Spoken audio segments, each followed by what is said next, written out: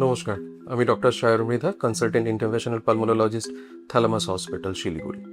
আজকের আমি খুব ব্রিফলি পালমোনারি টিউবারকুলোসিসের ব্যাপারে কিছু বলতে চাই। আপনারা হয়তো জানেন যে টিবি কিন্তু এখনও প্রচুর পরিমাণে দেখা যাচ্ছে। হয়তো সেটা মানুষের মধ্যে সচেতনতা বেড়েছে বা আমাদের ডায়াগনস্টিক টুল হয়তো অনেক অ্যাডভান্সড হয়েছে, সেই জন্যও হতে পারে।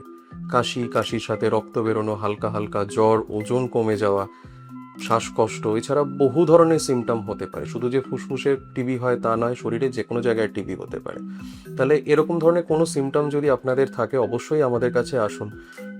প্রথম অনেকে কি করেন যে ছোটোখাটো সিমটম যেগুলো থাকে হয়তো ইগনোর করেন, ওভার দ্য কাউন্টার কিছু ওষুধ নিয়ে অ্যান্টিবায়োটিক খেয়ে সেটাকে থামিয়ে রাখার চেষ্টা করেন। কিন্তু যদি সেরকম হয়, এই জিনিসটা প্লিজ কখনো করবেন না। একবার আসুন, আমাদের দেখতে দিন। আমরা এরকম বহু টিবি পেশেন্ট পেয়েছি যেটা লেট প্রেজেন্টেশন, হয়তো ততক্ষণে অনেকটা লেট হয়ে গেছে, জিনিসটা অনেকটা স্প্রেড করেছে, যেটা আমরা বলি ডিসেমিনেটেড টিউবারকুলোসিস। সেই রকম পর্যায়ে পৌঁছে গেলে এমন কিছু পার্মানেন্ট ড্যামেজ হয়ে যায়, সেখান থেকে ফিরে আসাটা কিন্তু অসম্ভব হয়ে যায়। নমস্কার।